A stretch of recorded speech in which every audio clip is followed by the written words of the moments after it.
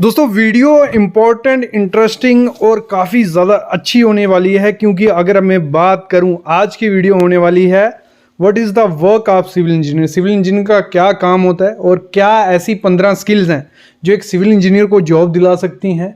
और अगर हम बात करें एज ए सिविल इंजीनियर, जब मैंने स्टार्ट किया करियर तो क्या क्या काम मैंने किए और क्या क्या सीखे, वो सब चीज़ें इस वीडियो में पता चलने वाले हैं। काफ़ी इंपॉर्टेंट वीडियो होने वाली है। जब भी किसी इंटरव्यू में बैठोगे ये 15 चीज़ें आपसे पूछी जाएंगी, 15 स्किल आपको साइड पे काम आएंगी। तो मोस्ट इंपॉर्टेंट वीडियो होने वाली है फ्रेशर्स के लिए, स्टूडेंट्स के लिए, और जो अभी परसुइंग सिविल इंजीनियर है उनके लिए बोलूँगा मैं। तो स्टार्ट करते हैं। सबसे पहली चीज़ जो आपको साइट पे जाते ही काम आने वाली है, काफ़ी वीडियोस आपने यूट्यूब पे देखी होंगी, मैं पहले भी ला चुका हूँ, लेकिन ये कुछ अलग आपको सिखा के जाएगी, गारंटी है।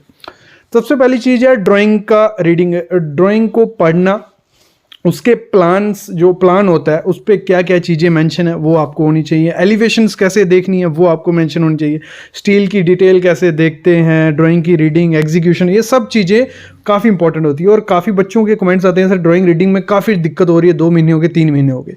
तो ड्राइंग रीडिंग ईजी एक टास्क है। बस आपको करना क्या है, आपको जहां भी आप साइट ज्वाइन कर ली अगर आपने, तो आपके पास ड्राइंग है, ड्राइंग लेके जाइए, वहां खड़े हो जाइए, वहां जहां काम चल रहा है।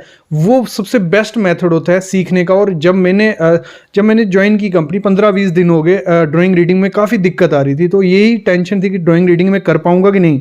लेकिन फिर एक जो हमारे सीनियर थे उन्होंने हेल्प की कि जहां पे भी कंस्ट्रक्शन चल रही है वहां वो ड्राइंग ले जाओ, खड़े हो जाओ और वहां देखो कि सेक्शन ए कहां से कट रही है, बी सेक्शन कहां है और कैसे बन रहा है। तो उससे काफ़ी इजी सीख सकता है इंसान ड्राइंग रीडिंग।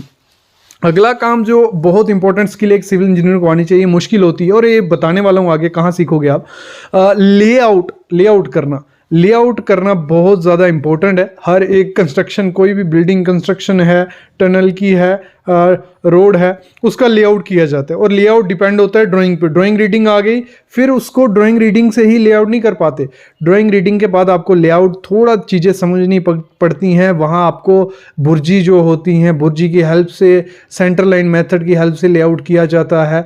वो सब चीज़ें आपको आनी चाहिए। लेआउट भी एक मोस्ट इंपॉर्टेंट स्किल है। और जब भी आप अपना रिज्यूम बनाते हो, एक एक चीज़ उस पर मैंशन करो कि मेरे को लेआउट आता है, मेरे को ड्राइंग रीडिंग आती है, मेरे को बार बेंडिंग शेड्यूल। क्योंकि थर्ड जो हमारे स्किल है जो एक सिविल इंजीनियर को आनी चाहिए वो होता है क्या, बार बेंडिंग शेड्यूल, BVS भी हम जिसे बोलते हैं। और काफ़ी लोगों का होता है कि एक सिविल इंजीनियर का काम क्या है, उसको बस जो आर्किटेक्ट ड्राइंग बनाएगा उसको बस एज ए मिस्त्री भी काम करवाना है, ऐसा कुछ नहीं है। काफ़ी चीज़ें होती हैं। बार बेंडिंग शेड्यूल उनमें से एक इम्पॉर्टेंट चीज़ है, जिसमें हम डिज़ाइन करते हैं कि बार की शेप कितनी कैसी देनी है, लेंथ कितनी होगी, साइज़ क्या होगा, नग कितने होगा। मोस्ट इंपॉर्टेंट चीज़, जब स्टेयरकेस की बार बेंडिंग शेड्यूल करना पड़ता है तो वो काफ़ी दिक्कत होता है एक सिविल इंजीनियर को। अगर वो आता है तो वो बहुत अच्छी चीज़ है। बीम का, कॉलम का, कंटिन्यूस बीम का, कि कहाँ लैब देना है, कहाँ कॉलम को लैब देना है, ये बहुत इंपॉर्टेंट चीज़ है। कोई एक मिस्त्री नहीं कर सकता जिसके पास एक बीटेक डिग्री है, डिप्लोमा, वही नॉलेज रखता है कि कहाँ पे लैब देंगे तो कहाँ से फेलियर नहीं होगा, कहाँ पे बीम में देंगे, स्टेयर का सरिया, ये सब चीज़ें बहुत इंपॉर्टेंट रोल अदा करती हैं। और ये आपको मेंशन करना है हर एक रिज्यूम पे कि मेरे को बार बेंडिंग शेड्यूल भी आता है। फिर आप जो IS कोड से रूल सीखते हो कि आपकी डेवलपमेंट के लेंथ कितनी, लैप लेंथ कितनी, बेंड कितना, डिडक्शन, ये सब चीज़ें IS कोड आपको सिखाता है। स्पेसिफिकेशन आपको सिखाती हैं। क्वांटिटी एस्टिमेशन, देखो ऐसे तो बिल्डिंग जो जहाँ एस्टिमेटर जो रहेगा वो एस्टिमेट करेगा कि कितना सरिया साइड पे रिक्वायरमेंट है, लेकिन एज ए सिविल इंजीनियर आपसे रफ एस्टिमेशन मांगा जाता है कि आपको इस बिल्डिंग में कितना लगेगा या क्या है। ये तो एज ए सिविल इंजीनियर आपको एक रफ एस्टिमेशन हर चीज़ का आना चाहिए, क्वांटिटी कैलकुलेशन हर एक चीज़ की आनी चाहिए। हर जॉब के लिए अलग अलग इंजीनियर अवेलेबल होता है साइट पे। क्वांटिटी के लिए क्वांटिटी सर्वेयर है, प्लानिंग के लिए प्लानिंग इंजीनियर है, बिल्डिंग के लिए बिल्डिंग है। लेकिन एक साइट इंजीनियर वही है जो हर एक काम करता है और बाद में एक मैंने मोस्टली देखा है जो भी स्टार्टिंग अपना as a site engineer execution field से करता है वही इंजीनियर प्रोजेक्ट लेवल तक, प्रोजेक्ट मैनेजर लेवल तक जाता है। बाकी भी जाते हैं, ये नहीं बोल रहा मैं, लेकिन उनके पास नॉलेज एग्जीक्यूशन का, जिसके पास नॉलेज हो जाता है वो काफ़ी ज़्यादा ग्रोथ अपने करियर में देखता है, काफ़ी नॉलेज उसको होता है फील्ड का। फिर ही वो ऑफिस में बैठ के वो चीज़ें ऑफिस में बैठ के काउंटर कर सकता है। ये मोस्टली मैंने देखा। और जो हमारी कंपनी में जो भी प्रोजेक्ट मैनेजर अभी तक रहे हैं जो आए हैं, वो एज ए साइट इंजीनियर उन्होंने करियर अपना स्टार्ट किया। और ज़रूरी नहीं है कि आपकी डिग्री मैटर करती है, उन्होंने एज ए डिप्लोमा, मोस्टली मैंने जो प्रोजेक्ट मैनेजर डायरेक्टर अपनी कंपनी में देखे थे वो सब डिप्लोमा बैकग्राउंड से थे और एज ए साइट इंजीनियर उन्होंने अपना करियर स्टार्ट किया। तो यही मैं कहूँगा कि आप जब भी अपनी जॉब के लिए जाओ तो as a site engineer start करो, सीखो, 5 से 6 साल लगाओ एक कंपनी में या 3 से 4 साल लगाओ, फिर आपकी ग्रोथ काफ़ी ज़्यादा आगे बढ़ती है। नेक्स्ट काम स्किल या जो एक सिविल इंजीनियर के पास होनी चाहिए, मैनेजमेंट। अगर हम बात करें सिंपल लैंग्वेज में उसको समझे कि वर्क अलॉट करना है एक लेबर को, अलॉटिंग वर्क टू लेबर, वो बहुत इंपॉर्टेंट चीज़ होती है। जब स्टार्टिंग में जाओगे आपको ये नॉलेज नहीं होगा, क्योंकि थियोरेटिकल ना कॉलेज में हमने किसी को वर्क अलॉट किया ना अपनी ज़िंदगी में, और साइड पे जाके आपको वर्क अलॉट करना पड़ता है। उधर दिक्कत क्या आती है, क्योंकि हमें आइडिया नहीं होता है कि इस वर्क को ख़त्म करने के लिए कितनी लेबर चाहिए, इसका वर्किंग प्रोसीजर क्या है।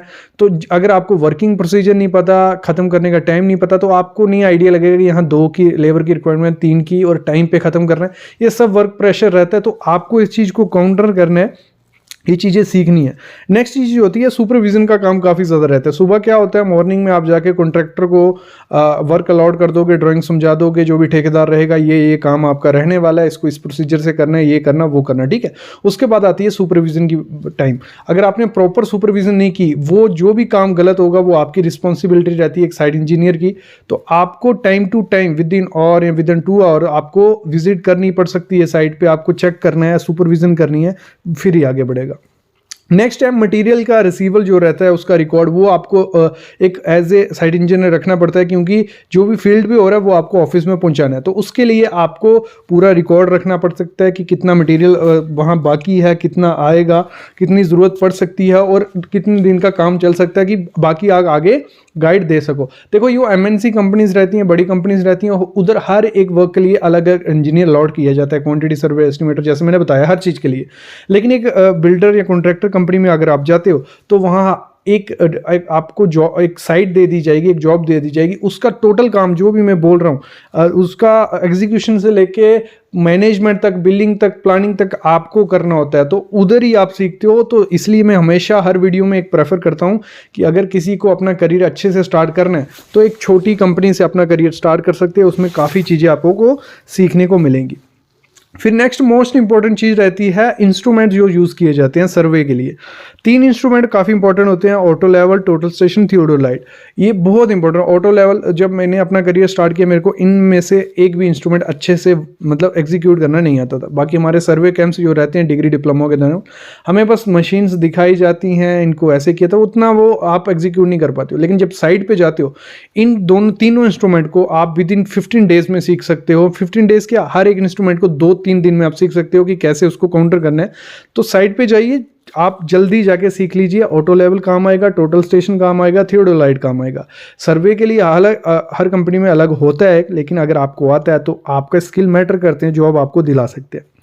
मटेरियल के टेस्ट का नॉलेज आपको होना चाहिए कि कैसे मटेरियल की टेस्टिंग की जाती है, क्या क्या प्रोसीजर रहता है। सीमेंट हो गया, एग्रीगेट हो गया, सैंड हो गया, हर चीज़ का टेस्ट आपको हर चीज़ का अलग अलग से पता होना चाहिए। फिर जो स्किल बहुत इंपॉर्टेंट होती है शटरिंग की चेकिंग की। शटरिंग की चेकिंग में सबसे ज़्यादा डिफ़िकल्टी कहाँ आती है, जब स्टेयरकेस की शटरिंग की जाती है सीढ़ी की, वहाँ चेकिंग करने में दिक्कत आ सकती है, क्योंकि उसको थोड़ा बिठाना पड़ता है। आर्किटेक्ट ने जो बनाया होता है, चलो ठीक है, कई कबार सीढ़ी बैठ जाती है, वैसे फिक्स हो जाती है, लेकिन जब उसको हम एग्जीक्यूट करने जाते हैं मोस्टली सीढ़ी नहीं बैठती है। वहाँ पे एक राइजर, एक स्टेप आपको कम करना पड़ सकता है, काफ़ी चीज़ें आपको चेंज करनी पड़ सकती हैं, तो वो होता है। फिर सॉफ्टवेयर की बात आती है तो ऑटोकैड और एक्सेल बहुत इंपॉर्टेंट है, आपको साइट पे काम आएगा ही आएगा।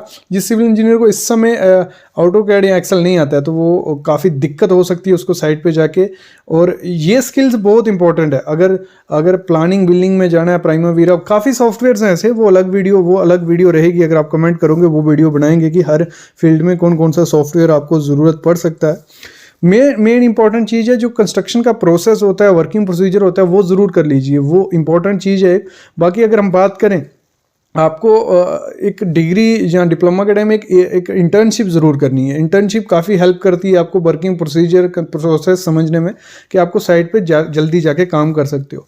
वही AICT की इंटर्नशिप है, 3-4 जो आई हैं नहीं, वो हमारी वेबसाइट पे मैं अपलोड कर चुका हूँ, आप जाके पढ़ लीजिए, अप्लाई कर लीजिए। लास्ट डेट 1 की चली गई है, कल ही 2 अभी बाकी हैं, तो इंटर्नशिप्स जॉब्स वो हमारी वेबसाइट पे आती रहती हैं। IS कोड है, इंटरव्यू क्वेश्चन है, स्पेसिफिकेशन है, वीडियोस हैं, ब्लॉग्स हैं, इंटरव्यू क्वेश्चन, बहुत चीज़ें हैं जो फ्री में आपको वहाँ मिल रही हैं। बाकी चैनल पे 1000+ वीडियोज़ हैं। तो ये स्किल सीखना कोई मुश्किल बात नहीं है, क्योंकि यूट्यूब इस समय काफ़ी हेल्प कर रहा है बच्चों को ये सब चीज़ें सीखने में। काफ़ी यूट्यूब चैनल्स हैं जो डेली वीडियोस अपलोड कर रहे हैं, देखिए। फिर गूगल है, काफ़ी चीज़ें हैं, कोर्सेज़ हैं। तो इस समय काफ़ी अपॉर्चुनिटीज़ हैं आपके पास सीखने की, और वैसे ही जॉब की भी अपॉर्चुनिटीज़ काफ़ी हैं, क्योंकि हर फील्ड में जॉब्स निकलती जा रही हैं।